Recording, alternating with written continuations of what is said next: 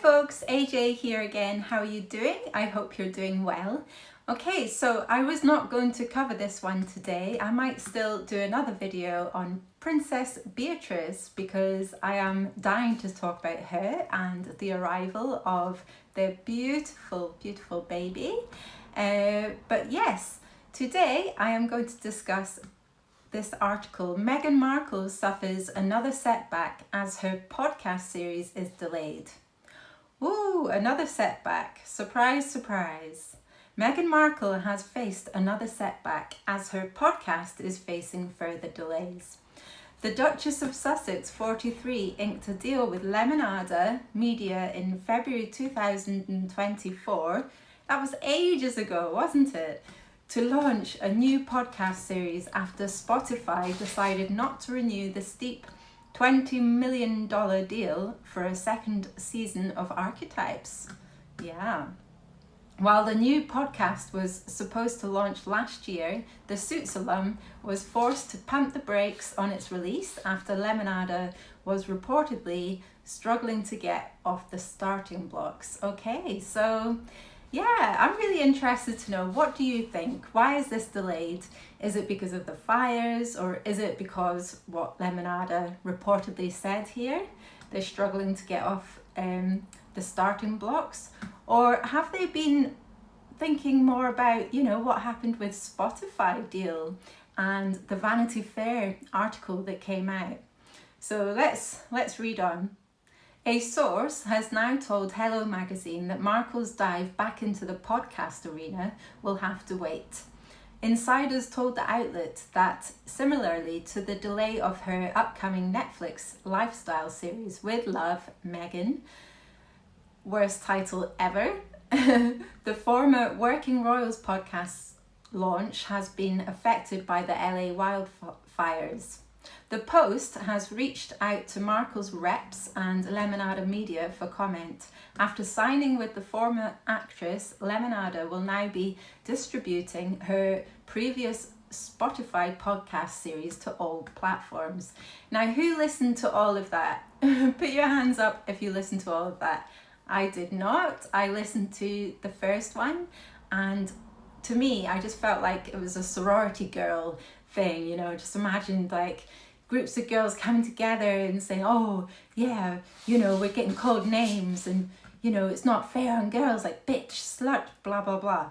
And in my eyes, I think it's very open now. I think where I live anyway, men are called dickheads, girls are called dickheads, men can be called a fanny, a slut. I don't think, this is carrying on the way that Meghan believes it is, and anyway, I found it very immature, and I honestly could not listen to any of them.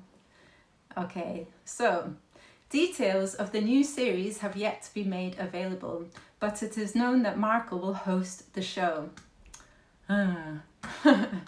It appears as though Markle will need to work extra hard to make the podcast a success after her former Spotify colleagues accused her of bullying. Yeah, and this is serious stuff. And, if people say it's not, I'm telling you, this is serious. Like, no one deserves to work in a toxic working environment. I really believe people should feel comfortable at their place of work, at home. You should be in comfortable relationships that aren't toxic. But yeah, there's this aura around Meghan, I've seen it for years now. It's toxic in my eyes, in my opinion. One person who worked for Markle described the alleged experience with her as really, really, really awful and very painful. Now, my goodness, they didn't just say it was really awful, they said it was really, really, really awful. Like, my goodness, I feel really sorry for these people. They could still be getting over that. This is something that affects you deeply, whether it's at home with a toxic, partner, or in the workplace with a toxic boss. These people deserve compensation, in my view. According to several unnamed sources who spoke to Vanity Fair, the former actress and her husband, Prince Harry, 40, did not always foster a congenial working environment. Yeah, awful. The experience was really, really, really awful, very painful, the source alleged to the magazine, because she's constantly playing checkers. I'm not even going to say chess, she said, but she's just very aware of where everybody is on her board. Yeah, now that is conniving, manipulative. I can just, see Meghan doing that. Like, I can't believe the people that do not see this. I really want to put out more videos about this narcissism that I believe Meghan has. She definitely has traits of narcissism. Okay, so it goes on to say, and when you are not in, you are to be thrown to the wolves at any given moment, the former staffer claimed, which amounted to undermining. Yeah, it's talking behind your back, it's gnawing at your sense of self, they continued, really like Mean Girls teenager. Yeah, horrible. The Sussexes inked a lucrative $100 million deal with Netflix back in 2020. Since signing on the dotted line, the couple released their bombshell 6-part documentary, Harry and Meghan, in 2022, followed by Live to Lead, Heart of Invictus, and most recently, Polo, which was awful. I did actually watch that. Not all of it, actually.